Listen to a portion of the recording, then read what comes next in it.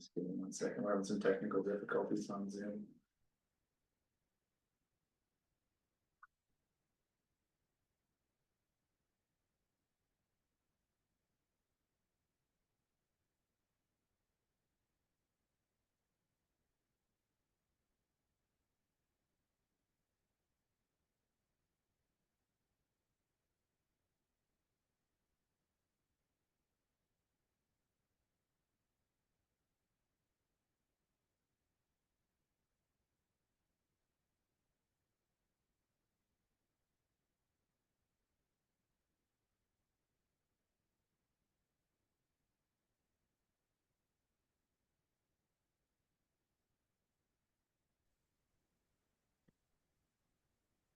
Okay, I am okay to go.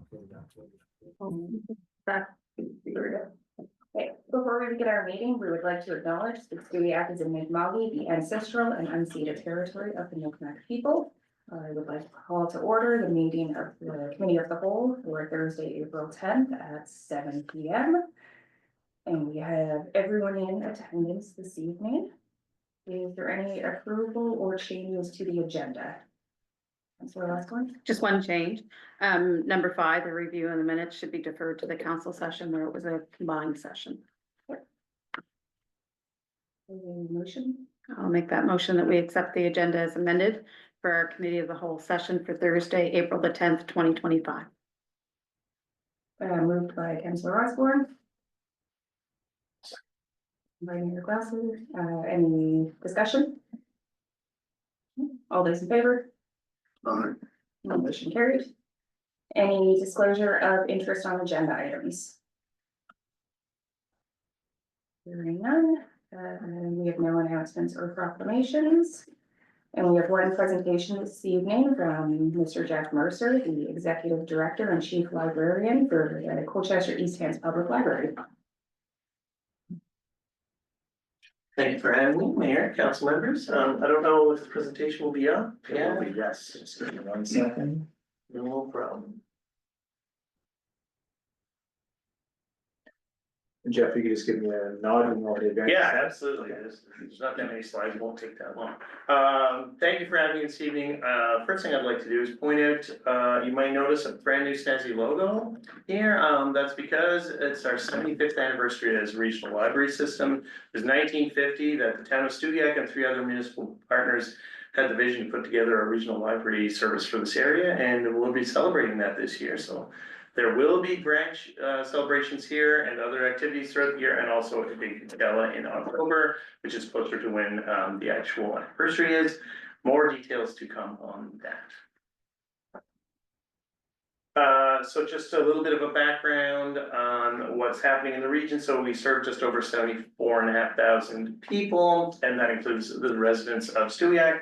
So that's 5 branch libraries, 2 satellites. We have our digital collections through Hoopla, through Libby, and other services like that. And then we also have Borrow by Mail and our library delivery services. So that would be for people who are homebound or in homes for care, that type of thing. We try and serve all residents as best we can.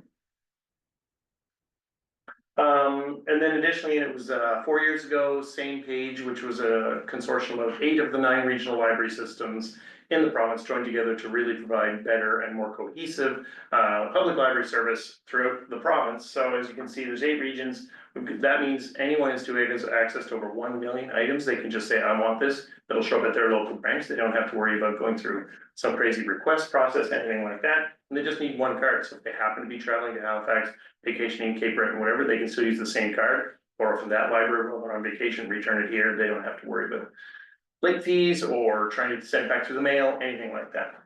Everyone gets a 3-week loan. Everything gets, as long as no one else wants it, it gets automatically renewed for you. So you're never going to be late.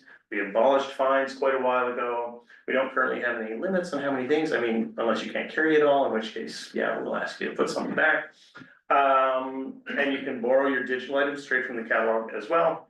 And just go to Same Page NS and you can find it, all that information and more. So yeah, just an update about why I'm here and how your contributions to our library service are making a big difference. So in 23-24, which is our last annual report numbers that I can dig up at this time, In the region, we had over 200,000 in-person visits, 3,600 and plus new library cards, not just renewals, over 194,000 online visits, 1,900 programs with 20,000 people attending, and that's youth and adult. Almost 400,000 items circulated, both digitally and physical items.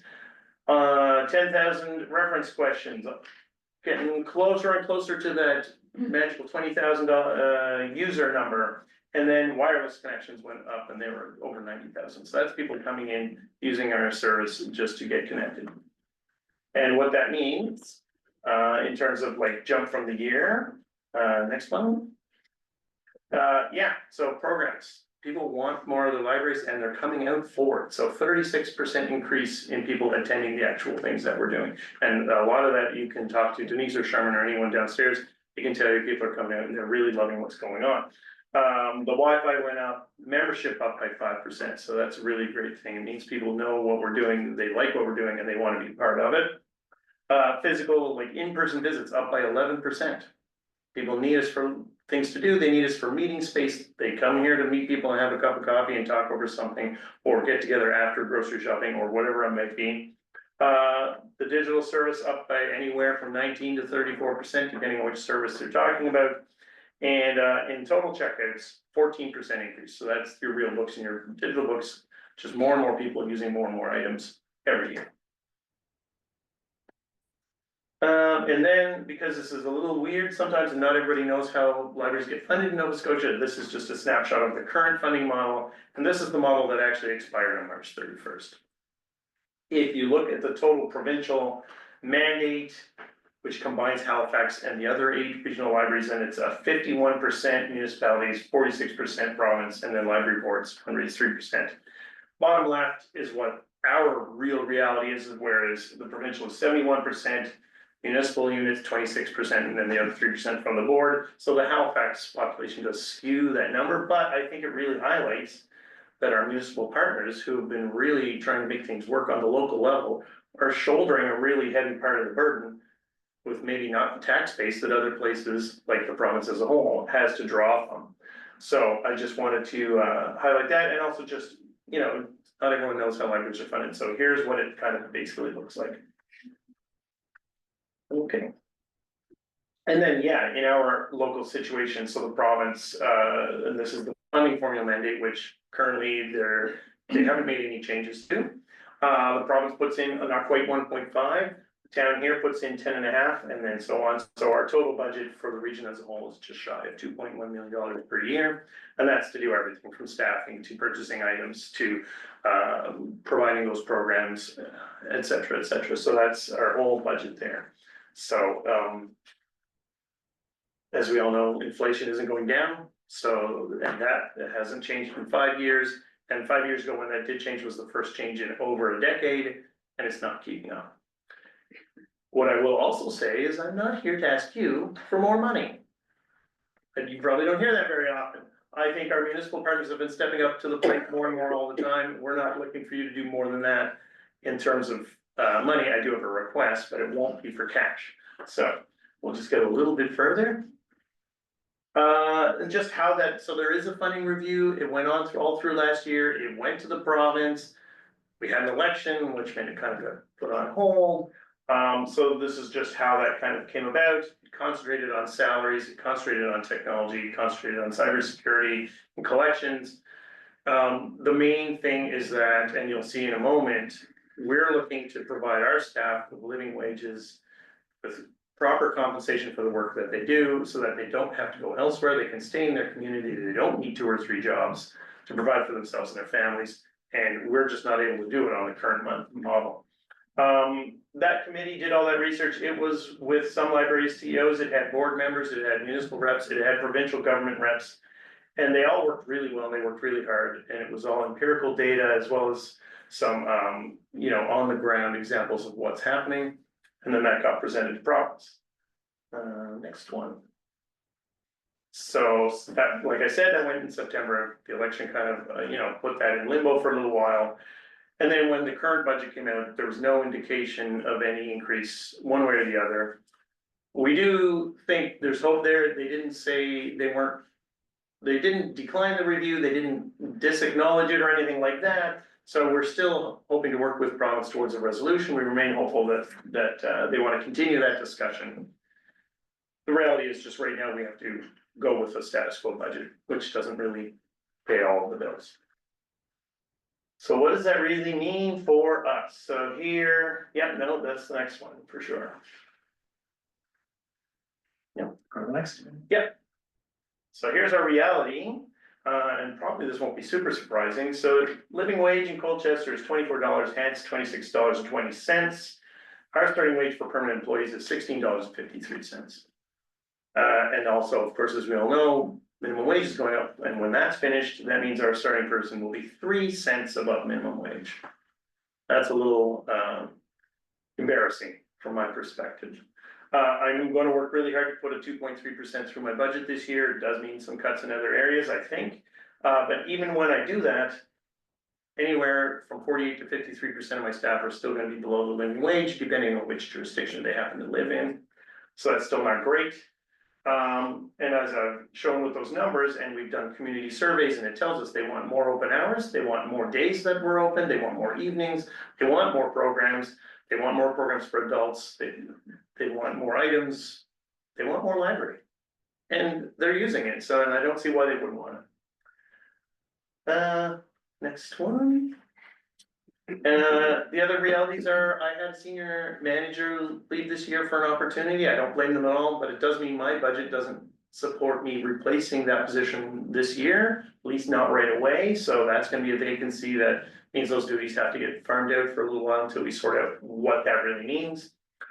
It also means that through generous support of donors and bequests and other things, we have been able to manage to have reserves, which normally are used for special projects, doing a new library van, saving for a new library, things like that. But it does mean over the past 5 years, we've dipped into those for an average tune of 178,500. Last year it was 273.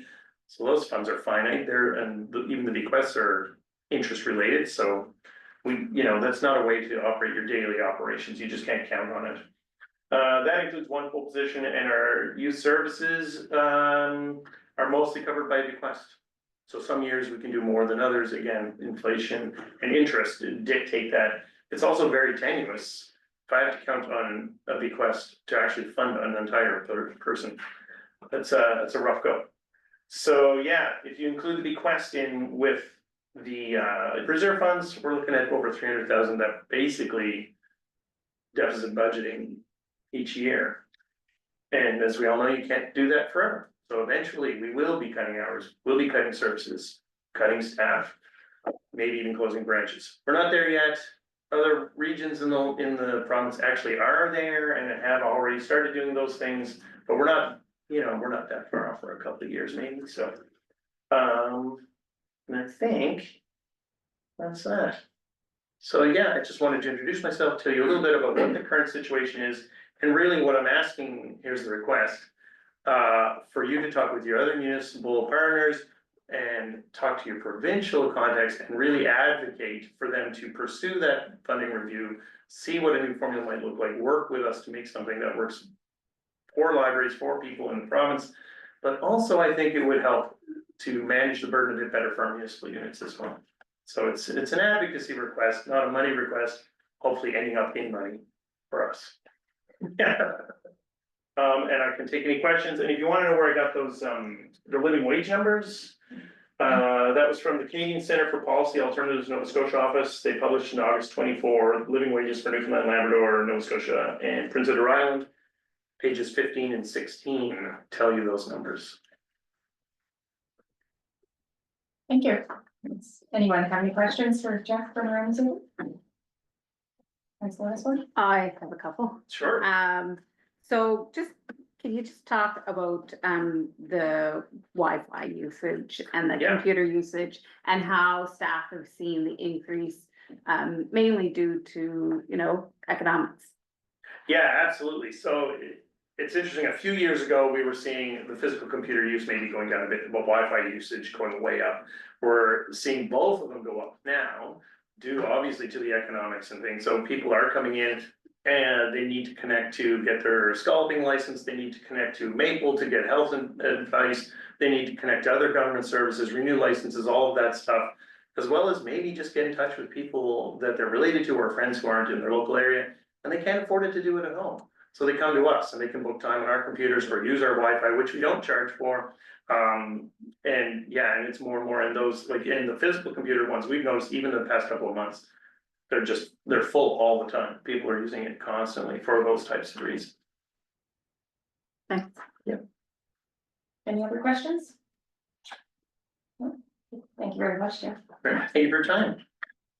Be in a couple weeks. Absolutely. Moving on to note 8, written petitions and correspondence. We do have one from the SPCA regarding termination service agreement, which I believe is just for information, and Mark is going to speak on in this report. Yes. And so we'll move right in, I guess, to which is the PAO report. There. In terms of just general regular community updates, just the public works report, we've had just we need to remind the public that we've got pothole repair. We will get to that as the rough one weather comes our way. We've been in touch with Will Care Paving, who's got the paving contract was awarded in the fall from highway number 2, you know, the railroad tracks. Will Care's reporting that as soon as the weather cooperates, staff load restrictions are removed on the roads, we get the equipment in place, and we'll get a date very soon. So we'll be monitoring that and reporting back as soon as we can. We've seen some concerns and comments about grading of roadways. Just for the public's information, we can't grade dirt roads until they dry up. We know the conditions are poor. However, today we did get to 2 of the roads in town, and we'll move into the 3rd one tomorrow. We'll be coming back to do a regular grade on them once they dry up, but for right now, we're touching them up as best as possible in the wet conditions that we're faced with. In terms of the SPCA, in the correspondence report, for council's information for the public, we were notified on March 26th that the SPCA would be terminating service to the town due to significant financial resource challenges. This is not unique to Stewiacke only, because SPCA is cutting services in 8 municipalities across Nova Scotia. I have reached out to both the SPCA to see if there's any way to get support from them in either continuing past the June 27th date or providing training for whatever new solution we can come up with. So that is a work in progress. I will be looking at solutions. I'll report back to council on that. As a reminder, the SPCA just provided by law enforcement shelter, kettling services, and animal care for the town of Stewiacke. So I will be back to report on that in the near future. We've had a lot of questions about keeping chickens in town, so just another reminder, I did go out in the communications recently. Chickens are able to be kept in town as long as the minimum lot area that you have on your property is 1 acre and the maximum number of chickens is 5. If there's any questions on that, please refer call town hall. We'll be happy to answer any questions that the public has. Our community development team continues to work on the Dismantle Gate anti-racism project that's well underway. They're completing in-person discussions throughout the region at this time. The summer job postings have gone out, have opened from April 1st to April 30th. Our team's working on the Easter egg hunt, which is April the 12th. And Aaron, can you remind me what time the Easter egg hunt starts? 10 a.m. at Dennis Park? No, Stewiacke Rec Grounds. Stewiacke Rec Grounds, okay, thank you very much. Summer sport programming registration opening April the 7th. We have our summer day camp programming registration opening April 14th. Our town days group is meeting and scheduled for April the 15th. And for the federal election, the electors will be using the community center April 18th and 21st, and election day April the 28th. So, check your mail for your voter registration cards, we'll have all the, information on that. RCMP updates, we've been talking to council and there was a request to have a, community town hall with the RCMP. So we finally have a date for that. Councilor Rockland had requested, an update that at the last meeting, so we now have scheduled Wednesday, May the 7th at 6:30 at the Town of Studiac Community Center. Detachment, Commander Mark Rose, and his team will be there to, facilitate a conversation with the community. We have had some thefts, in the area. Some break-in enters last weekend, the RCMP were great to deal with on that, and are working with us, whenever we need them. This evening, I've got fire updates on my list, so I am joined by, Chief Crozer, Deputy Chief, Brennan Verboom, and, Deputy Chief Scott Fisher. We'll welcome up to the table to, provide a fire update for council, followed by a question and answer. What are you ready? All right, yeah.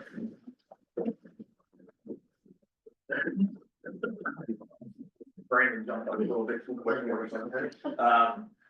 Okay. Thanks for having us, Mr. Mayor, Council, Mark. Tonight, we have a jam-packed, full presentation for you. With some stats and just an update on last year's calls. And the ending, last couple of slides will be the interesting ones where we will discuss once we get there. So turn it over to Brandon. So yeah, we're just gonna go over a few different things tonight. It's similar for the councils that we were in a couple years ago, or those that watched it. It's a similar presentation format to that, really. I've compiled quite a bit, kind of stats nerds, I've compiled quite a bit of stats for 2024. And then some for this year too already. Just some plans and things we've been working on, a review of the past year in terms of not necessarily stats, but things that have kind of happened over the last year. And then our plans for the next kind of decade, and then we'll take questions at the end, so. Yeah, for those, a lot of familiar faces in here, but my name's Mark Roger, Chief Studiac Fire. I don't know for how long, I think it's 2018 up there. Yeah. Started the fire service in 2000, so I've been doing it for 25 years now. And very happy to lead such a great membership that we have down there, 45 strong now, which is fantastic. So looking forward to the future. Deputy Chief Scott Fisher, so I've been in fire service since 1993. I've been here, I think, 6-7 years now. I spent my first 25 years in Hilden. I was fire chief for 9 years there as well, so I'm glad to be group of this group as well. And Brandon Verboom, I've been with the fire department since 2009 and deputy chief since 2016 with a little hiatus in there while I went to school for a bit, but yeah, okay, thank you.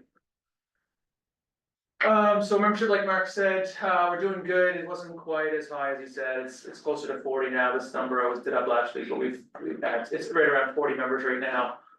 We've got 3 juniors though, which is up from the last time where we've only had 1, I think, in 2023. Yeah, so we've now got 3, and they're more than most of the regular members, which is really good. Completely volunteer, 100% volunteer. Every time I tell people that, they're like, oh, well, you get gas money or you get a call. We don't get anything, 0. Just to be clear for people online, it's completely volunteer. So every time you see us go out, it's our own gas money, our own time away from work, everything like that. So tax break at the end of the year, but the tax man still wins. So, but yeah, various opportunities if anybody's interested. I think we're just gonna quickly review the trucks that we have there. Yeah, so some of you guys that are new, we'll just kind of breeze through really what we have for apparatus and really what we use them for. So our first aid engine, which covers pretty much every call within the town, except for medical. What we call engine 1711 is 2015 E1 engine, so it seats 6 firefighters. There is 5 or 6 PAs in there as well. For on scene, it has a nice command light on there, so it lights up, especially after dark. We don't have to certainly run around with horrible lighting on there, so it's a really good benefit for us. Carries the foam, so we do use foam on a lot of our incidents, car fires, some structure fires. Monitor deck gun, which has been used quite a bit, so areas that we can't get in, close to or too high. You use that monitor gun that's on top of the truck and, you know, it's safety, for us as we stand back. Interior pump panels, one of the big things is, no matter where it's the summer or the winter, so hot or cold, our pump operator can be out of the elements, nothing worse than standing on, you know, side of the ground, pulling levers when you're, you know, in the middle of -35 or, you know, +40 degree heat, which we've had. And we also carry all of our extrication, equipment on that. Or we did, we switched over to the rescue, but some of the stuff is on there, so really good. Next one is our, really our brush truck, so we've already did this was bought as a mini pumper. It's been used for a variety of different things, but, this year we decided to really change it over to a brush truck, so it's being, converted over, so with what we've had with Shelburne, Barrington, Tantallon. If we ever get into that, we do have, you know, a good, truck to be able to get into some of the areas that we can't get engine pumpers in, as well, so it has 5 seats, so even on non-brush fire calls, we can use this to transport, as Brandon said, we're almost at 40 people, so you know, we don't want all of our vehicles out, you know, on a scene or in the highway, so it really helps compact to get the members there. It has an electric hose reel. It does have the capability of foam, and the big thing is it's a 4-wheel drive, so off-road, and again, pretty much our water and firefighting unit. 1741, so this was bought, almost 7 years ago, it doesn't even sound like that. So it carries 2,000 gallons, so for our calls outside town where you don't have hydrants, we rely heavily on tankers, not ours, but also for our mutual aid, as well. So having 2,000 gallons right off the bat to be able to start using, really helps us. This has a monitor deck gun as well, and it has a porter tank, so what people sometimes in the public call little swimming pools. You'll see us set up and drafting out in there, and other tankers come in, drop their water, and then go to the fill site, to fill up and come back. And this also has a portable light command that we have on it, it's portable, but it gets us into some areas where, you know, a little bit easier than handheld portable lights that we can carry. The next one is our really now was our main rescue for years. And this is really, we've kind of converted this over basically to our medical truck. So this goes on pretty much all medical calls. It does carry 4 SCBA as well. Be able to carry 4, sometimes 5 personnel, depending on how comfortable you want to get in there. And also carry some of our off-road stuff, so backboards, stove baskets. So if you get any remote rescues or ATV accidents, which we had last May, we certainly got all the equipment that's on there. And this will be the new one. So this was our new truck that arrived Christmas Eve of 2024. Really a heavy rescue. We'll carry 7 people in total. So really, again, having people in and out of get their vehicles off an incident. One of the big things is we can have a command or rehab as well in there. So on incidents where longer duration incidents, we can get our staff or even the public. You know, if somebody's injured in and out of it, we can run command from in there. So it does give you a lot of room, you know, that you can set up a command post in there, the elements. A lot of our specialized equipment's on there, so our ice rescue, which Brandon will talk about a little bit later. Water rescue, our jaws of life have been moved off the engine to the rescue. Also, the new ones that we purchased last year, the battery operated, which makes it a lot easier for us when working around the car. It's not as heavy, we don't have hoses going everywhere, so having that battery equipment makes a big difference on here. So this is something I was used to in my other department. We had a heavy rescue. So this there, and you've seen the benefit of it already, you know, in the 3 months that we've had it. Our boat, so that's a 2018 Zodiac. We did upgrade the motor a year and a half ago. As well, it carries 3 or 4 personnel, and we did see really an increase in usage in the last couple of years, you know, especially with the West Hands flooding. So we were called that morning to go down and help look for you know, survivors or people that were washed away. And we also did go back and next day to kind of help with it as well. It's light, it's easy to move, so we have a real benefit that some of the other ones that need a boat watch to put it in. 4 or 5 people can take this off the trailer and put it right into the lake or into the river. That we've also been called out by ground search as well, and this will be Andrew's brand, we'll speak to it. His part kind of works with our rescue team with a couple other departments within Colchester and Hants County. Okay, cool. So now you just go next one, Mark. So 2024 went to 248 incidents in total. 131 of those were medical calls. To kind of explain the medical calls, we go as an assistance to EHS. We don't always go when EHS is called. The threshold, depending on what's going on, whether or not we go. We can pick and choose as a fire department what level of service we provide to EHS. You can go to nosebleeds, and broken fingernails, or we can go to, which people call 911 or we can go to, heart attacks. We are on the what's called the Delta level, which is immediate life threat, so chest pain, shortness of breath, strokes, full choking, and then obviously cardiac arrests and all car accidents. So we're on the Delta. So for 131, we could go much higher in our protocols, and in 2019 we were, and you'll see in a moment how high our calls were, and we were just getting worn out. The calls that we needed more people for, we weren't getting them because they had been out 2 or 3 times that night on other calls, so we backed down to this level, which I think is busy enough for us. But yeah, so medicals was first, accidents is second, 36, mutual aid, which is when we go to an outside fire department, I should say. So we go as far as Hilden, normally as far as Hilden, Indian Brook, Lance, Milford, that sort of thing. So, and they also all come to us. So those kind of the distances, and Middle Australia, I suppose, too. So calls by month, December was busy, which is unfortunate because we're getting into the kind of the end of the year, which gets busy for everybody in personal lives, but we made it work. So, I mean, it's a fairly standard thing. There's always going to be spikes with everything that you do. We had a slow start. But just kind of interesting to see where we're at call volume wise. Summer it spikes up to, we had, was it last year, was a couple structure fires and town days? Yes. Yeah, so town days weekend was really busy for us, which would attribute for a couple of those August and calls there at the beginning of August, so. Next one.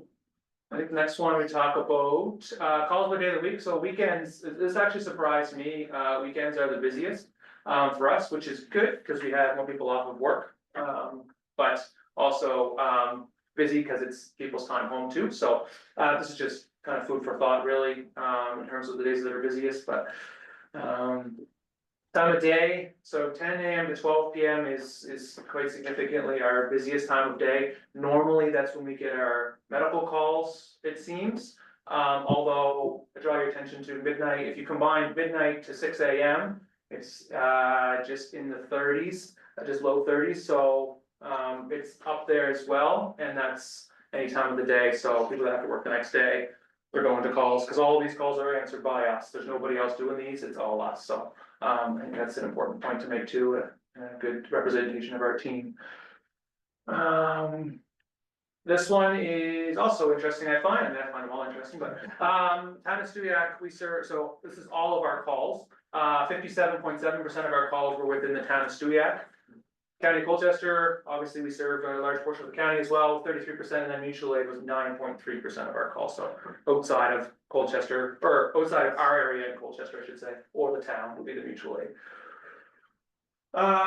Average number of responders, so we had 4 structure fires last year, and the average number was 12 people turning up. A couple of them were during the day, so 12 people during the day is pretty good. Medicals, obviously it's a statistic, we understand that we can't get 4.4 people, but that's just what the numbers crunched out to. Accidents is 10, which being our second highest call type, having an average of 10 is quite impressive. And then mutual aid calls are normally for structure fires, but they're just classified as mutual aid because they're out of our area. So normally we get a good turnout for those because typically the only reason we're leaving is for something significant. So medical calls. So in the last decade, I just kind of wanted to show some of the growth and everything in the area. So this is for all of our service area, county and the town. Obviously the dip is because of COVID. EHS shut us off for medical calls for a significant time. 2020 is a little bit higher because it didn't start at the beginning of the year and we had a busy start to that year. But 2021, we were on basically cardiac arrests or really specific type of calls, only, so that's why they were so low. But yeah, if we go on to the next one, fire calls, also went down with COVID, I think just because, you know, car accidents were less, just people were not out as much, not doing as much. So we kind of did have a reduction there, but we are creeping back up in a hurry. Did you go to this one? Okay, yeah, oh, sorry, the previous one was fire calls, this is total calls. So medical calls and fire calls combined. Anything that's not a medical, we call a fire call. In 2019, very high, but that was when we had our medical protocols set at a higher level, so we went to a lot more calls. So if you kind of remove that difference, the fact that we're at 248 for last year comparing to the 300, we are exceeding quite a bit of where we were. It's busy. All right, town of Stuyak in the last decade. So in particular with the growth in the town, I thought this was important to note. This is all calls, so medicals and fires. So from 2023 to 2024, with nothing changing, we went from 83 to 143. We definitely saw an increase in medical calls within the town. Just because there's a lot of areas that are growing up and a lot of older folks seem to be moving into certain areas, which statistically would bring more medical calls. But 2024 was also a really busy year for car accidents for whatever reason. Within the town too, we had a couple around town, and so I don't know why, it's just what it is. Next one, Mark. So on the 248 calls in 2024, we spent 189 and a half hours on the calls, and if we added up all the people that went on those calls, it's 1,208 and a half 0.5 person hours just on calls. Then we have at least a 2 hour training session every week. I think this past Wednesday was closer to 3. Yeah. So 3 is probably a closer number. Plus we have weekend trainings that we do. And then there's all kinds of undocumented things that when things break, like you must have drove by and saw the other day, that's people coming up and helping fix it or having mechanics in to fix it or whatever. That's all stuff that we try to track, but it's sometimes difficult if you just pop in for an hour or what have you, so. My chief's there has been on me about how busy we've been this year, so he wanted this slide up. So 2025, we are now at, I think it's 81 since I made this. So it's been a really, really busy start to the year. If we continue at this rate, it's gonna be 300, I think it's closer to like 318 if we were to continue at this rate for the year, with our busiest year on record being 300. So we're hopeful that that doesn't happen, but we're prepared if it does, I guess, so. A couple summaries from 2023, just want to make note, Scott had mentioned it so briefly, the night of the West Anse floods, we were called out about 2:30, 3 o'clock in the morning, and we spent 16 hours down there assisting with that, with our boat, which we're very thankful that we have, and we were able to assist with that. But that's come out of that is, previous to the floods, Brookfield and Lance were a swift water team together. They've kind of brought us on board, because they're like, there's a ton, sometimes you can't get to the place that you have to deploy for swift water, so you need to use the boat to get there to do the rescue, so we're now supplying the boat. And then we've also sent 5 members, I guess last fall. This fall you took it, yeah, took the swift water course with 7 taking it in 2 weeks. So we'll have over 10 trained here ourselves with all the appropriate gear to deploy, but we form a joint team, so, and we kind of go wherever, so HRM, wherever we're needed, and then the three departments go together to whatever it is. Jaws of Life, which Scott mentioned, sorry, and we did those in 2024, and of course our 80th anniversary we celebrated, which was if anybody was there, was a fantastic time, and I think a lot of our members and our retired members were able to enjoy it as well. New rescue, Scott already touched on this, but it's been over 25 times we've had it out to Christmas Eve, so a high number. Maybe a couple times we took it when we just wanted to use it, but still it's used a lot. Our plans for this year, we've got a lot of work going on our training grounds. So this is actually the picture, I showed this picture at the last presentation on the bottom left. Obviously it looks different than it does now, I just wanted to kind of show the smoke. Since then, we've added a container to the top. There's stairs built in so you can do a loop. On the right there, you'll see those are all moving walls on rails. So the training team can go in and set it up however they want, or set it up for one scenario, pull you out, go in, change stuff around, and then put you in again. We use artificial smoke, we'll use, covers that go over our masks, so we can't see anything, we don't need smoke. There's a variety of things that we can do. On the top, on the left there's a simulated, thing to cut open roofs, to vent holes in roofs, because it's not something that's easy to do, but it's hard to practice, because nobody wants a hole in the roof. Then we have windows to practice, ventilating, smoke. There's a forcible entry door there, which we use halogens and stuff to force in, so this has been a really good thing for our department, and we just recently had them painted, try to make them a little bit more appealing, I guess, from the road, we'll say. Yeah, so next 5 to 8 years, last time we did the presentation, it was 8 to 10, so I thought it was appropriate to kind of back it down a little bit, since we're 2 years later. We'll go ahead there, Mark. So we are still on the train of a new station. And every time we talk about it, we come up with more reasons why we need one. We just recently, I'm gonna go over them in a second, but we needed to protect our team and effectively serve the town, are the two big reasons. So current station's out of date. This is the spacing that we have in our current hall. And no, it's not because we buy too big of trucks. We just have no space. This is, so my locker's here. If I'm getting ready, the way the hall's designed, people come around that truck often just because of the way that the doors are. I have to stop and move each time somebody comes by. The front of the trucks, only one person through at a time, not two. If you come around the corner, it's happened, look out.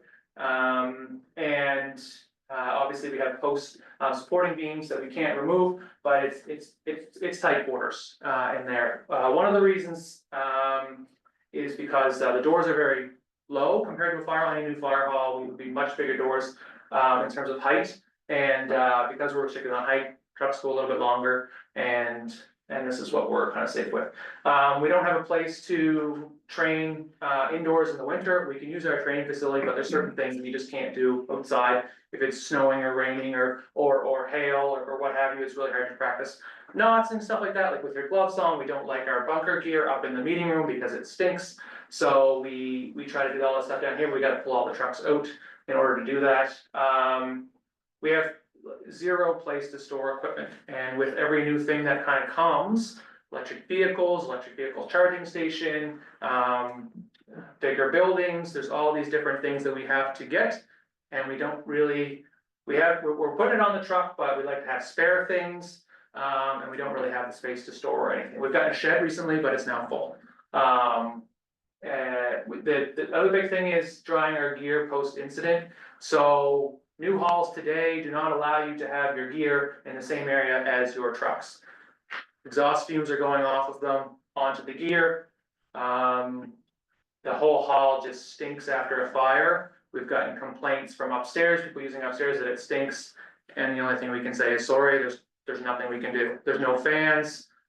There's nothing. A proper room would be, it's completely separated. It's a gear room. All that's in there is lockers with ventilation that sucks the air to the outside. So if you're ever in the hall and you smell it, it's because we just recently had a fire. So the other thing is our hall is not accessibility friendly. So way back when, we used to do Chase the Ace up there. People that have difficulties maneuvering stairs in whatever capacity, obviously that would create some challenges for them. We've had people arrive to open houses and such that need to go to the bathroom. We do not have accessibility friendly washrooms, nor do we have the ability to put them in without some sort of a renovation or lift or something, because the only way to get to the bathrooms or meeting room is via stairs, whether it's to the community center down or the fire bays up. We have no showers. I mentioned that the last one is something I'm very passionate about. We go to fires. Middle Muscatava is a prime example. A couple weeks ago, we were there, and I went home, had a shower. Water's completely dirty, and then the next night I'm bathing my kids in the same tub. I mean, it's just the way it is. I only have one shower, but it is difficult to do that and bring that stuff home, and we just don't have the space to put one in where we currently are. The vehicle exhaust system, we did bring this up before with council a number of years ago. However, with those supporting beams in the middle, we've determined that it's gonna significantly reduce our already reduced space because there's a big pipe that comes off and goes up, and just with the limited space already, we could do it, but it would be, I'd argue, more dangerous than good based on just moving around even when the trucks aren't running. So, and then, yeah, what we talked about, our equipment fella, Andy Lewis, he's in charge of our equipment, he's all like drying hose, we don't have a space to dry that, we don't have fans to dry it. It just sits in where everything is to dry. Same thing with our gear and any other equipment. So since the last council meeting, we hired an architect ourselves, to kind of do a study of, cause we wanted some sort of data for why we need a new fire hall, not just us coming to you saying we need a new fire hall.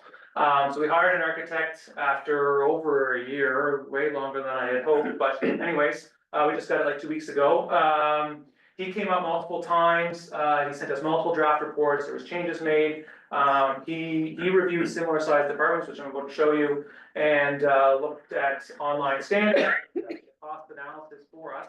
He's done this for other departments down in the valley. Hansport is where we got them from before they built theirs, so just kind of provides a little bit of data. So this is all data that he provided us, which I find quite interesting. So he compared Canning, Middleton, and then us. Middleton is still in the concept phase, they have not built theirs, Canning is built. So area size, I mean, Canning's the biggest, mainly because of the shoreline. Population is close, Middleton being the biggest. The facility size of Canning is 1,200 square meters. Middleton's conceptual design is 1,500. Our current building is 530 square meters. So we're less than half of what Canning's is. Theirs is designed for 52. Ours is designed for, we have 40 lockers right now. We did have a member, when we were at 40, we had somebody apply and we told them that we were full. We have no space to put another locker. We probably put them in a couple places where we shouldn't have, just trying to get more people in, but ideally the number 58 would be prime because we still have calls where we could use more people on. The truck apparatus size is very similar, and then the calls per year, we smoke them out of the water, I guess, to say the least, in terms of calls. Less members, a third of Middleton's and less than half of Canning size, and we're beating them by quite a bit for a call, so. I think I'm gonna turn it over to the boss now, maybe, I think. All right, thanks, Brandon. All right, so basically, what our plan is and what we're looking for, is we obviously need to build a new station. As you've seen in those slides that we've outgrown our space. Not just outgrown space, but just to keep our members safe and family safe and then us being able to keep the community safe. Location is key, obviously. This location here, right now where we're at, is obviously fantastic. We're close to the highway. We can go in every direction. We also have the right of way when we come out of the fire hall also, which is fantastic. So we would like to stay there. So land would be the number one key, and what we're here tonight for is, we would love to stay where we are. We would love to build out front. We want to finally get an answer that we can have some land. Land would be a huge help in the building of a new fire hall. So we're asking there's all kinds of room out front, so we're asking to have the out front so that we can build our new hall there. Obviously, capital commitment. We would love to do this within that 5 to 8 years. So capital commitment is obviously a huge asset for us. And then, of course, with our 50/50 and other various fundraising that we do, we'll be pouring a lot of that fundraised money into obviously a new hall is our next agenda. So all our trucks, all our gear, within the last few years have been replaced. We have fantastic stuff up there, it's state of the art, everything for our members. So now we just need the hall to put it in. And obviously, in future talks with the county also, we'll be looking at other avenues to obviously get some funding from the provincial and county governments. Yeah, and this is, all coming from town growth, and it's obvious because our membership has gone up. Not sure what the word is out there about the fire department, but we seem to be having a ton of new people come up and knocking on our door. Brandon has a website set up, which is fantastic because everybody's been reaching out through that.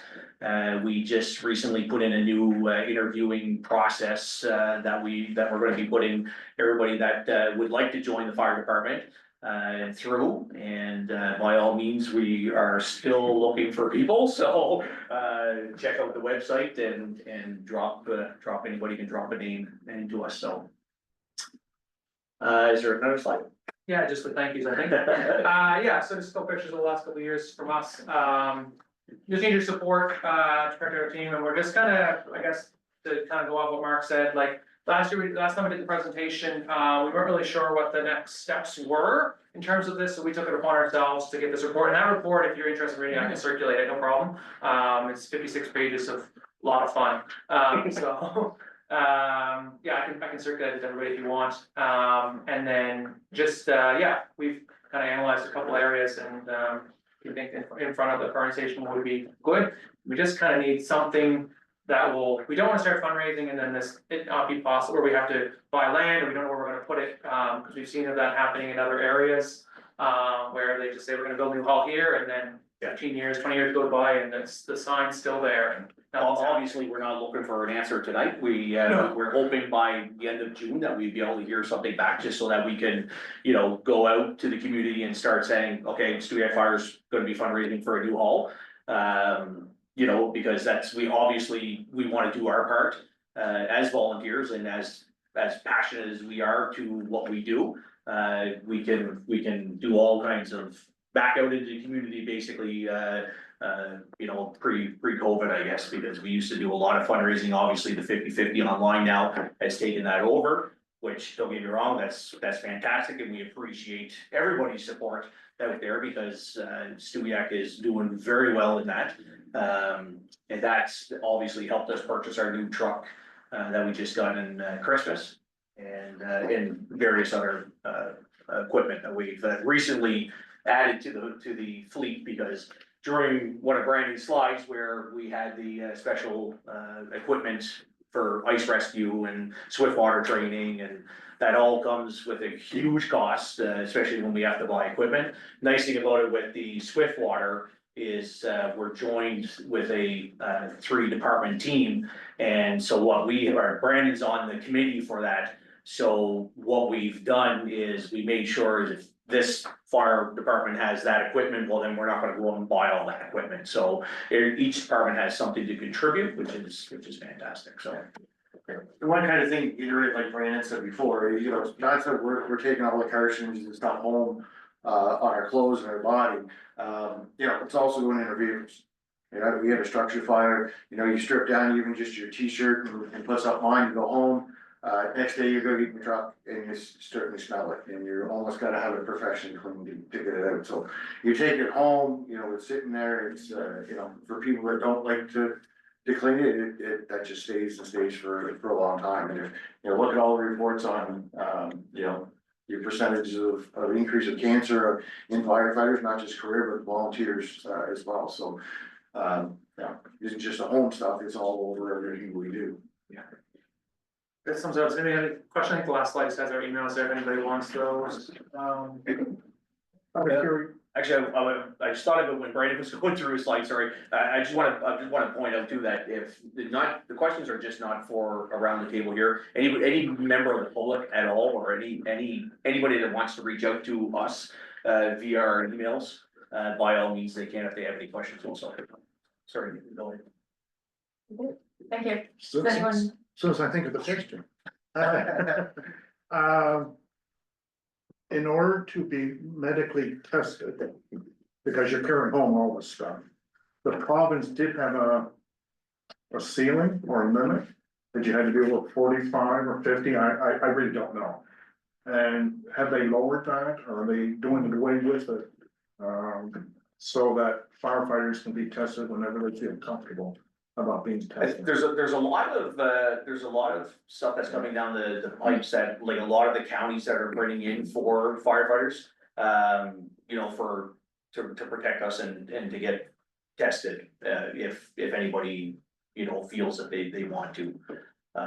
There's a lot of talks on, you know, the cancer causing Yeah. stuff, exactly, so. But I understood it, that the province was limiting the age for the testing. Right, yeah, I don't know what it is, I honest to God, I think the union with each of our fire is going through that fight. Yes. right, yeah, and I believe Colchester County, or not, sorry, not Colchester County, the Canadian Firefighter Association is battling right now with that, trying to get, you know, more testing.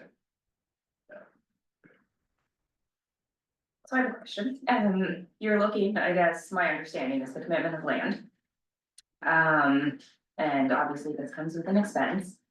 Do you guys have any type of a Class D estimate? Did your architect provide any of that as far as costs go? And are you looking for the town to provide a financial backing? I always talk money, so Yes, that's fair you enough. know. No, okay, so, architectural, so he gave us two options. You're gonna get the document, it should, so you don't get confused. Two options were, the first one was to build new apparatus bays on the right, so if you drove in the. So renovate. The current hall, build new bay apparatus bays where the trucks would go, turn our current bays into whatever else we need, showers, accessible bathrooms, meeting rooms, training rooms, that kind of stuff. That was in the ballpark of 3.4 million, plus or minus $500,000, so it's a pretty big plus or minus. And then he said 4.4 million for a new hall, plus or minus $500,000. He had a calculation there per square foot. The only hesitation we have with that is we have a couple contractors that have worked on some pretty big projects. And they said that 9 times out of 10, renovating an old building costs more than building in the end. Because you run into things, you just uncover things, and it's like, oh shoot, I didn't know that was like that. And ends up, in their opinion, obviously money talks, so that's where we're at. And we are in the very, like I said, I only got this report 2 weeks ago, so we're in the very early stages of planning. And to continue to add cons to renovating would be, you know, you're not eliminating the smells going upstairs. You know, and obviously that's, you know, we get complaints constantly with that. Fumes, gas fumes, could be just the smell coming off our gear from after a call. But, and then just the other night, we realized that, we had a meeting at the same time as, there was a dance going on upstairs. And, I mean, you couldn't hear each other, so. We almost had to call the meeting because it was like, it was, yeah, it was. Such good music up there. Yeah, we almost went up. We almost went up, yeah, but we heard it was team dance. It was a great time. You missed it. But stuff like that's fantastic to see, right? So I mean, you know, that's just just one of the cons, you know, and for us, it would be, you know, it'd make more sense anyways, you know, if we did go out on our own separate freestanding building, then you're eliminating all that stuff. Obviously for the people that are using the upstairs community center, and then obviously for us, because we won't have the noise from what's going on upstairs also, so. Okay, thank you. Does anyone else have questions? So when you guys are designing the new building, are you thinking of putting it in front of the old one or along the side where DOT has the property on Main Street West? Would you have it go this way or right in front of the? It would have to be some configuring for sure, but I mean, right now, the ideal place would be, obviously, we would be losing that hill would have to get excavated. Right. And from what I envision would be the hall going there, but the hall itself is gonna be much smaller. than the community center now. Because the design is drive-through bays, so it's only gonna be 4 bays, drive-through, double stacked trucks. So you'd have room for 8 vehicles or 8 apparatus, rather than just 6 that we have, or sorry, 5 that we have now. So there's room to grow there, and then, so you're not, the length of the building is not gonna be as long as what we have now, so you can only have 4 bays back to back, so. Well, it's just if you're in front of the community center, you're basically, you'll block that building. Right, well, so if the community center is still gonna be, continue to be used, then and those bays will be used, then anything coming out of the bays would have to come out the bay, turn left and use the road going to the back of the community center. So they'd come out, turn, and then go around, so we'd have that block, like, so what we're envisioning is that would be blocked off, so that would be fire department there, and then anybody, if, say the bays were being used by public works, and they're coming out with a dump truck, Yeah. turn left, go to that other road, and then out that way. Yeah. Yeah. I don't know if that was in the Most likely be just. architectural design or Single not, story, sorry about that, guys. Cause it's up on the hill, so I was just thinking, it's a very pretty building and I'd hate to block it, right? yes, Okay, yeah, so it would only be single story though, this building, which would, if we were worried about the. Yeah, well, I was just thinking, yeah, 'cause it's a pretty building to put a big building in front. yeah, I know. It's a super preliminary, if there's another suggestion for land, but being that close to the highway is super It helpful. makes sense. And we will, the residents will notice if we aren't, because we go to the highway a lot. You know, and. I know when you go to the highway, I'm right behind you. Sorry. So even, yeah, I apologize now, even if roundabout does go up there in the future, we will still be, you know, we only have one vehicle basically to worry about, or one way of vehicles come to worry about, because as we're coming, obviously, we would stop, we would acknowledge that vehicle has stopped going through that roundabout, and then we all of a sudden now took over the right of way.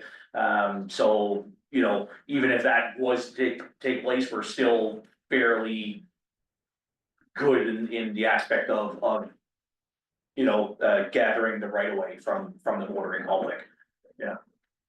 Councillor Rushworth? I have a number of questions, actually.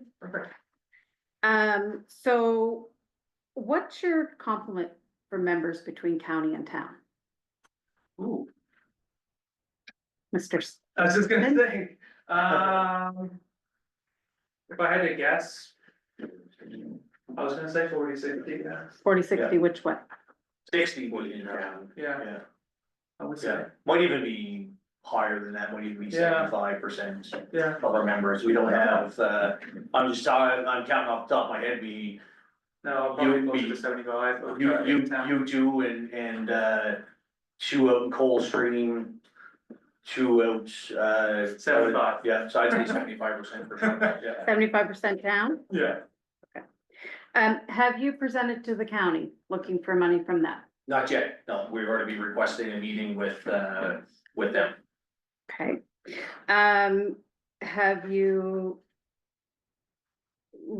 you talk about a roundabout, we're not even there yet, that hasn't come to our table, so I really don't wanna put that in the residents' minds right now, because that has not come to this table. So right now, we have the intersection that we have, unfortunately. So, but you talk about your fundraising, I used to go to the Chase these every They were week. fun.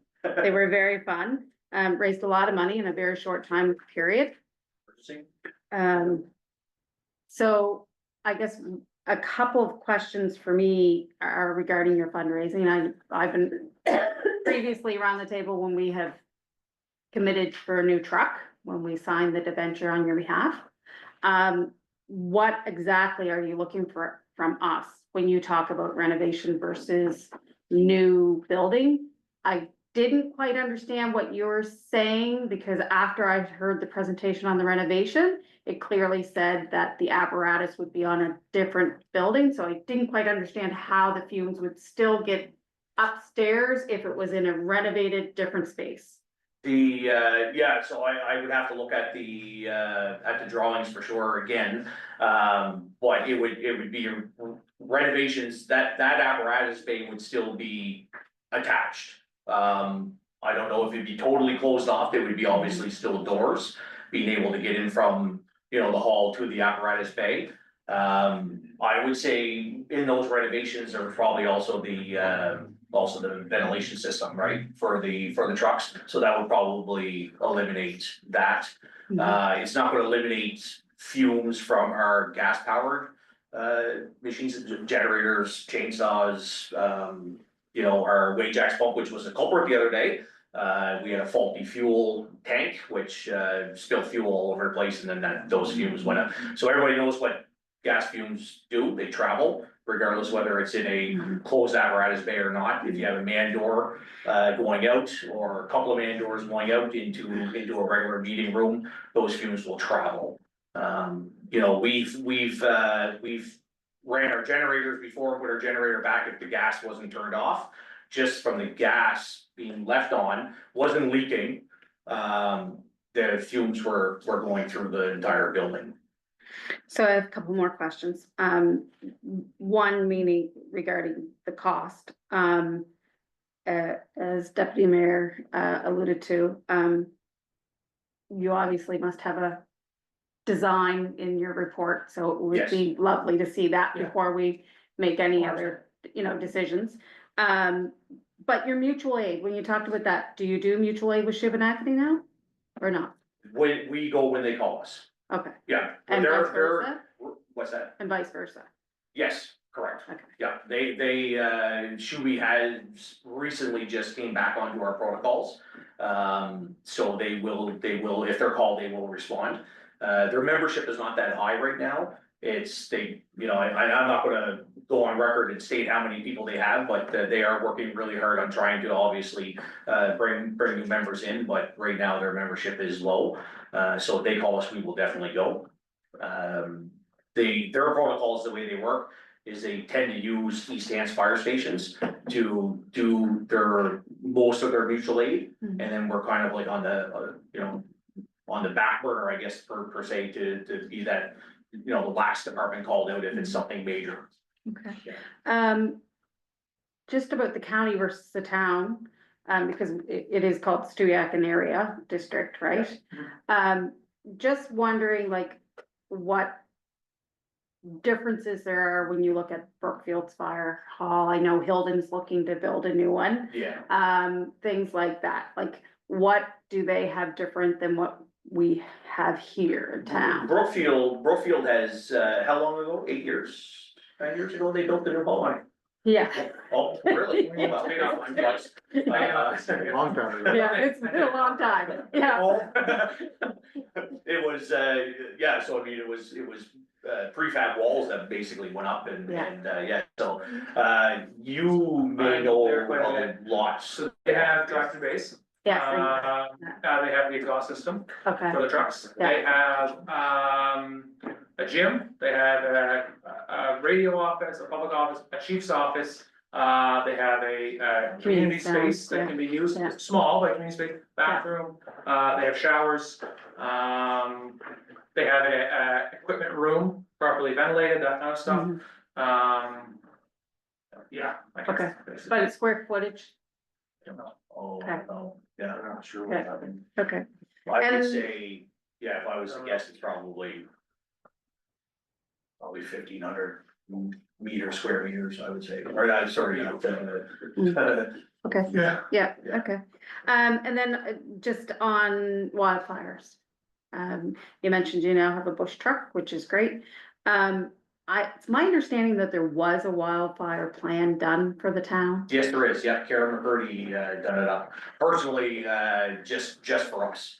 Basically, she handed it to us with different, Is there any way that we can be briefed on that or look at that? absolutely, I pulled up, geez, it was. Talk to her, yeah. No, I have it, she sent it to me, it's in my email, so I can definitely forward it off, for Okay, sure, okay. yeah. Just Yeah. with the town growing, we need to look at, Yeah, there's some and long I- streets that are dead ends. Yeah, and I don't think it was, if I'm not mistaken, I don't think it was, on the entire area, it was more so of areas of concern. Mhm. Basically, so like one of them that pops into my head is the number two between, the 102 and the number two going out. Yeah. So if anything was ever to happen there, there's a lot of homes there that could be, compromised for sure. Mhm. And then obviously with the, possibility of it jumping and then heading this way.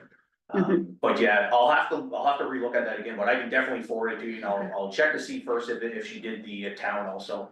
If there's any other areas, cause St. Andrews, street would be definitely a major concern for sure. Yeah. Certainly is. Yeah, I'd be nervous if I lived back there, yeah. And with, I mean, just with the, look how quickly Chaswood. Falls, Absolutely, yeah, right? and a lot of those communities in HRM, because I travel a lot of those roads, as does Brandon. But yeah, there's one way in, one way out, and it's just, if it is not one way in, it's, just a second way, and that's it, but it's not enough.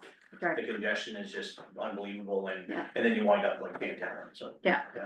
Okay, that's all I have. Anyone else? Thank you very much, guys. Thank you. Thanks, guys. For having us.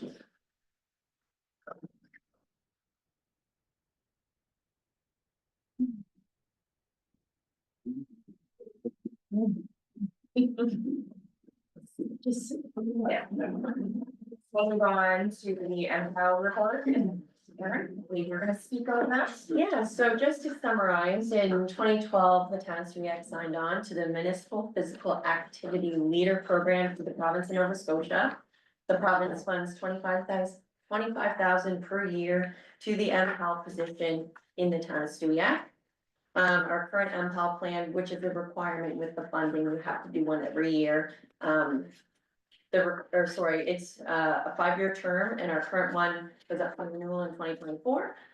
We hired on a consulting firm, Research Power Inc., to facilitate public engagements and renew our plan for us, and we had funding supported for it. So you have the plan in your package, just some highlights of the main changes. It's similar to what we've had in the past. There isn't a whole lot of change, but we did change the mission and vision statement, incorporating accessibility throughout the document, and then identifying equity, diversity, inclusion, and accessibility, and then referencing regional plans that we've been working on, like accessibility and anti-racism. Yeah. Any questions? Any questions for Erin? I'll make a motion that council recommend that the municipal physical activity leader strategy be received, and that council approve the municipal physical activity leader strategy for the town of Stewiacke for the next 5 years, 2025 to 2030 as presented, and that council authorizes the CAO to sign the updated memorandum of understanding with the province of Nova Scotia. Moved by Councillor Osborne, do I have a second?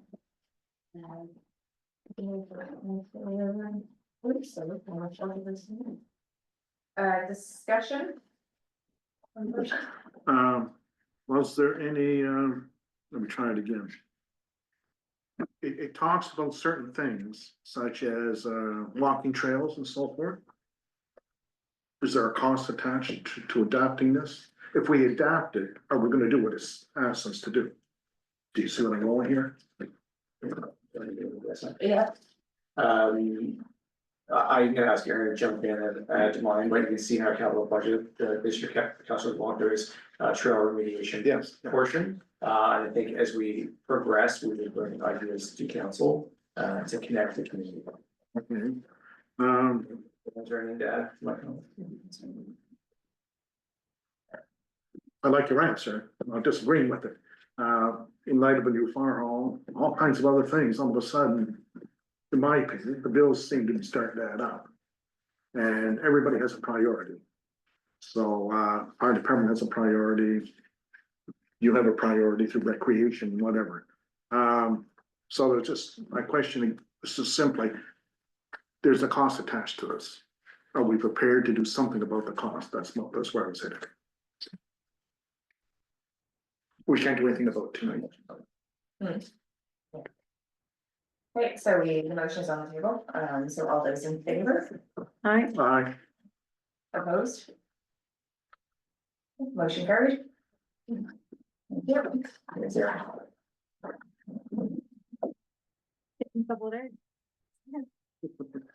9C is Tanasariak Water Infrastructure and Supply Updates. Thank Believe. you, Madam Chair. I do have Gil Violette joining me tonight from WSP. Gil is online joining us from, I believe, New Brunswick, so welcome, Gil. I am going to just do a very quick summary for council and for the public. August the 15th of last year, we brought a report, which was the phase 4 report on the future of water for the town of Stewiacke. At that point, council endorsed the receipt of the report and endorsed the next stage, which was to complete the testing of the well water on the site on St. Andrews Road. WSB was engaged. Gil and his team led the study, which resulted in a positive opinion that the well can meet the supply and has the water quality needed for our future town water supply. I'm going to hand it over to Gil. They're going to walk through the study, answer any questions that council might have on the study, and then the next stage following Gil's presentation, we'd be asking the council to look at setting a change order with WSP to get us to the next stage, which is to apply to the Department of Environment to take the groundwater. This is a cost of $13,970. So with that, I'll turn it over to Gil to present to council on the study and open it up for questions. Okay, thank you, Mark. You can hear me? Yeah. Okay, good, thanks, and good evening, everyone. I have just 10 slides there to show, but let me see if I can load this up here.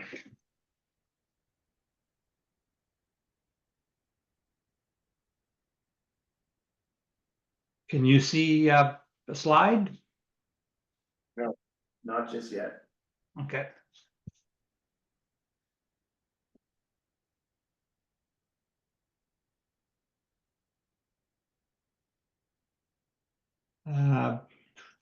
So somewhere it's okay. Share my screen.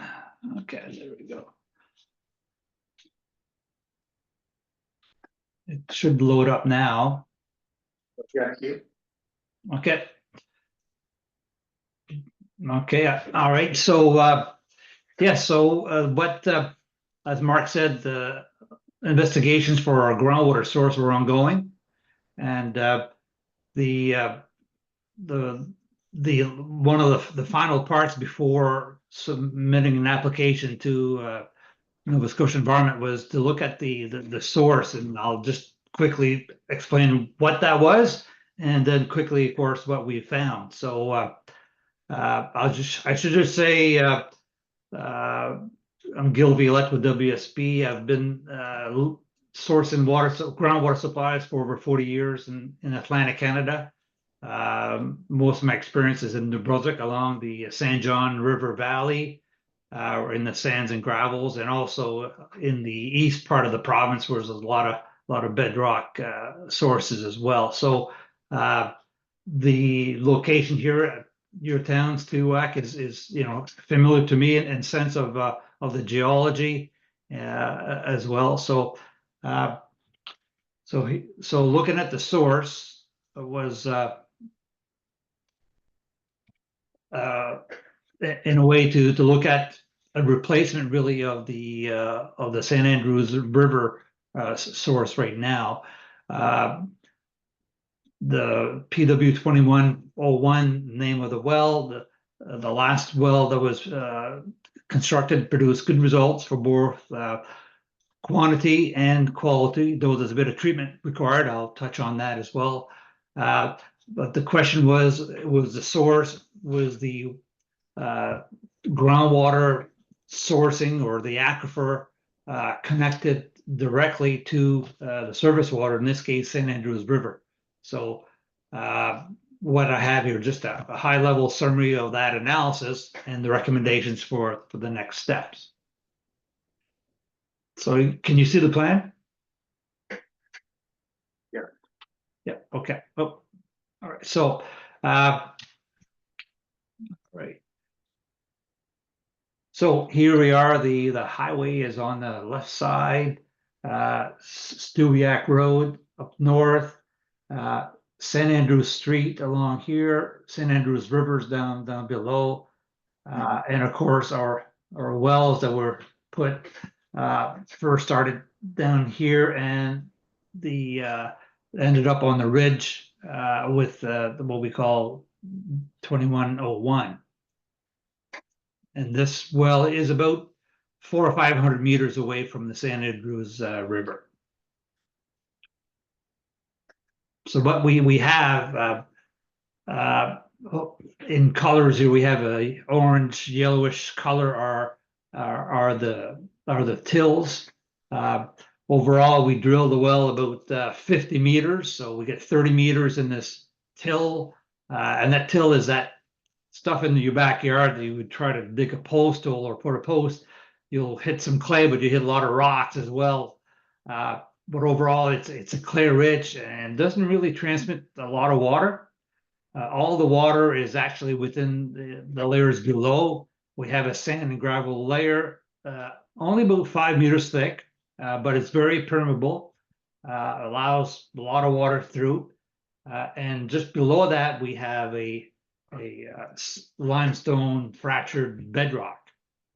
And that's where the water flows, mostly is through the bedrock and of course the gravel. So it enters the well. In this case, it's perforated well, and then you could pump it up surface. So overall, the well itself is not necessarily that deep. However, it's at a depth where there's a lot of protection from surface issues, and is connected to a good permeable aquifer. Just a bit of, I'll have a couple technical slides, but not too much. Just wanted to show the reason why the source analysis that we had to do that. So what we have is a graph that shows drawdown versus time. So what the drawdown is simply the difference between the static level and the pumping level. So when we did a pumping test, we would draw the water down, and that is what you can see is the water in the purple dots draws down, and typically that it follows the red line and it would keep on going. However, near the end of the test, we saw that there was quite a rise in the water level in the well, which brings some questions. Then we started looking at a few other things. We noticed that the St. Andrews River level also rose. So here, as you can tell, the time is very is matched here. So basically, a change in the water level in the St. Andrews River gave us a change in the well. So the question is, how are they connected? And that's what we looked at. So the last kind of technical slide here, I'll just kind of zoom in here. So what we have basically is we were down here pumping. That's our pumping rate, around 450 gallons a minute. It's quite a bit. It's very stable the whole time during the whole test, which is 10 days. I could see 0 to 10 days here. And up here we have precipitation. So we have 2 rain events. The first rainfall event and the second one. And then we have the St. Andrews River level that are plotted during the same time. As you can see, the first rainfall event caused a rise in the St. Andrews River. And the second one, the larger rainfall event, of course, created even more rise. And the last kind of plot here is this drawdown. So the change in water level in the well, it went down as we were pumping. But when we saw the rainfall event, of course, the second one being the major one, we saw that the water level rose back. So again, that was the question, and that's what the regulators would want to know is what would cause that and how significant is it. So, basically, our conclusions, from the study. So the aquifer is thin sand and gravel and upper part of limestone bedrock. And we call that a karstic. So, and that's a term that the Nova Scotia environment is interested in. And I'll show you why in a minute. But basically, the upper part of that bedrock. We're pumping 448 gallons a minute and only 1 meter of drawdown. So that is terrific. It's not a lot of change in the water level, so which is certainly a good thing.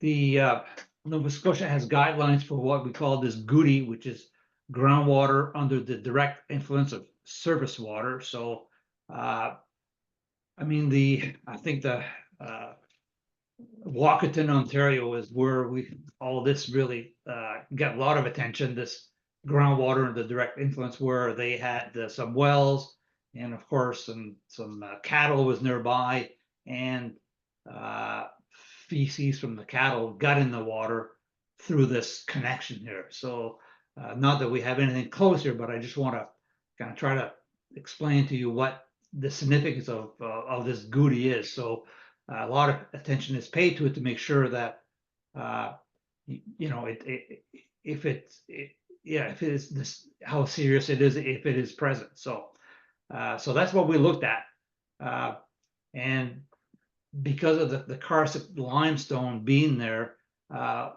you've heard of sinkholes. Well, often that's in this limestone where water can dissolve the rock itself or the bonds of the rock and create caverns, etc. So we don't think we have anything too significant here, but because it's a limestone, we gotta kind of pay attention to it. So when we see the connection of the river rising and the water level in the well rising, well, so the question is, technical word is it a rapid recharge? So basically, the Nova Scotia guidelines say that if you have a time of travel, so the time that the water would travel from the river to the well of less than 90 days, then you would have GOODY. So, and that's what we looked at. Just give you an idea, in a river like St. Andrews, water would travel in the river itself like 1 meter per second. 1 meter per second. So in the time I say it, it's 1 meter has gone by. So what is it in the bedrock aquifer? So that's the other question. So we've calculated using computer models, it's about 1 meter per day. So 1 minute, 1 meter per second in the river, but in the ground, it's more like a meter per day. So very much slower. So therefore, that travel time be much greater than 90 days. Therefore, we don't have concerns with the GOODY based on that. So that's good news, of course. So based on the time of travel, it's not a GOODY well.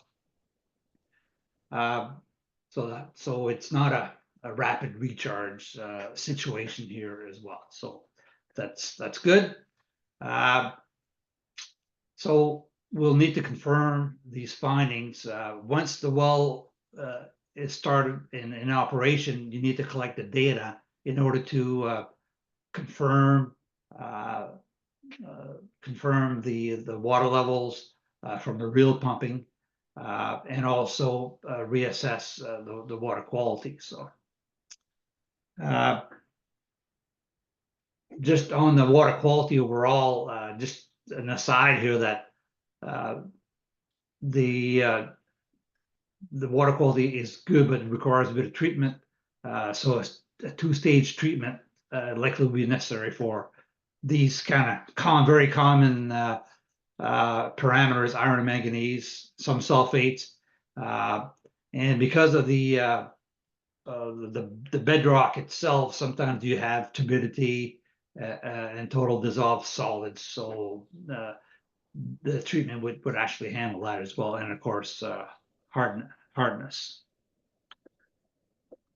So in closing here, just the recommendations, submit an application to the Nova Scotia Environment to withdraw groundwater from that well. Make provisions for the implementation of a groundwater monitoring program, which is standard. That would meet the step 2 requirements. So I'll explain a little more of that in a second, as soon as the well is in operation. So some of this good information you cannot get until you actually put the well in operation. So that's why the assessment here is really two-phase. We did the bulk of it. The signs are looking good, but we need to confirm once the well is actually in use. So then once you get that information, you can reevaluate that time of travel and confirm.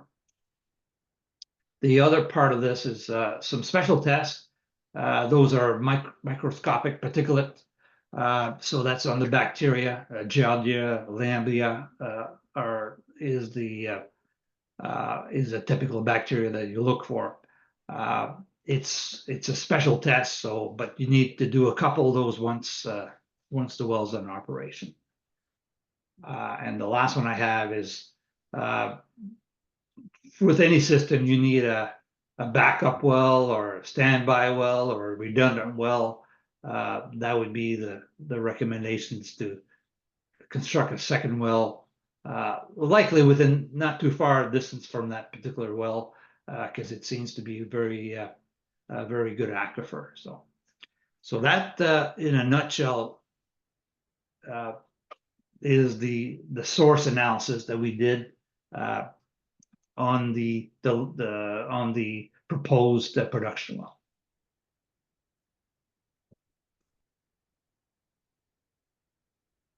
Thank you very much. Do we have any questions from around the table?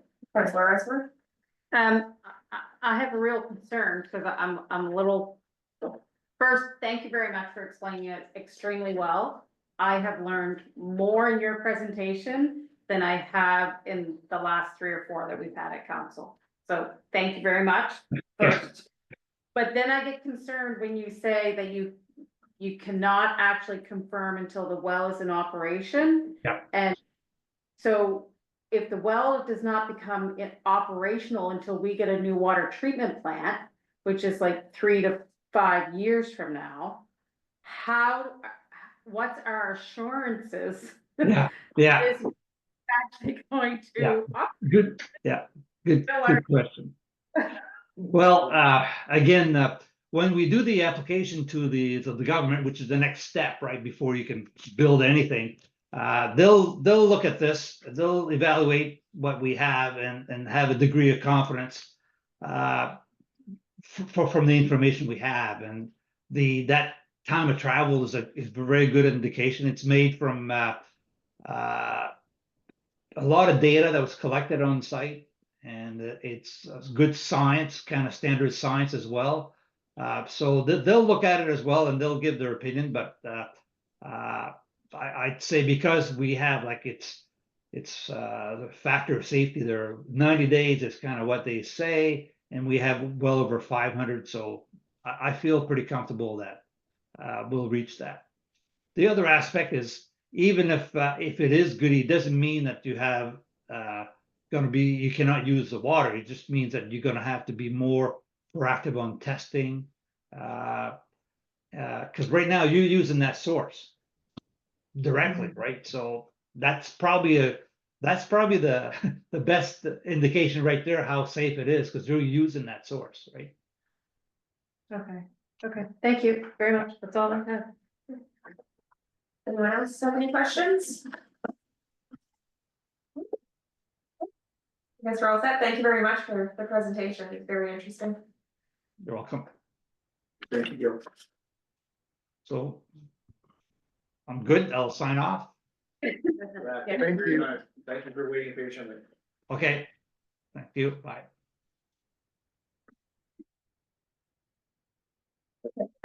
Moving on to. Do you want a motion? Oh, sorry, yes. Okay, with that, I will make that motion that we proceed with the next step in the process and that the town proceed to contract WSP Engineering to complete the groundwater withdrawal application at a cost of $13,970, not including HST, on a time and matters basis, and that this amount be included with the 2026 budget. Moved by Councillor Osborne, by Councillor LeBlanc, any discussion? Question. All in favor? Opposed? Motion carried. Now we'll move to 9B, which is a planning and advisory update on development, and Councillor Osborne. Need to get them in, okay. So, thank you very much, Deputy Mayor Rogers Lang. As you can see in front of you, there is a memo from the Police, Planning Advisory Committee. And all this is bringing an update from our previous, March meeting and February meeting. There is a detailed report, outlining draft, regulations for the land use bylaw, and as well as a proposed development charge bylaw. Planning advisory is required to go out to the public, so we will be holding a public information meeting on April the 26th. Location is to be confirmed, and it will be from 10 until noon. Prior to that public information session, we're also aiming to meet with Stewiacke Development, the Stewiacke Development Community, and that will be held prior to that April 26th meeting. And then our next PAC meeting will be May the 6th at 7 o'clock. So this is for information. I wanted to make sure that council was aware of where the committee was at and where we were headed with this. We just had a water presentation. We all know that the water treatment plant is what needs to be replaced in order to sustain our water for the town. So I must thank the committee, our town planner, and our Mark, our CAO, as well as our development officer. They have done an immense amount of work since we started in November. I'm happy to entertain any questions. If I don't have the answers, maybe Mark can help me. Any questions for Councillor Osborne? No? All right. We have no bylaws and policy this evening. Citizens' comments, is anyone here? Any online? Chapter. Nothing online? I will move to the mayor's report. Nothing to report other than I've went to the party this weekend. Councillor reports? Sorry. Councillor Osborne? No, nothing. Nothing. Councillor LeBlanc? I completed my code of conduct training on March the 23rd. I attended a meeting with senior management, and so did you, didn't you, council members? On dismantling hate and anti-racism strategy, didn't you? Yes, we did. Yeah. And I attended their workshop later on a Friday. Nothing. Have nothing. So I guess we'll need a motion to move into camera. I'll make that motion. Oh, go ahead. I'll make that one in the camera. And then we find Mayor Lasser and second. Second it. Councillor Osborne. We're at 8:39. Okay, with that, we'll end the public portion of our meeting. Thank you everyone for attending, and we will see you on the 24th of January. Oopsie. Morning.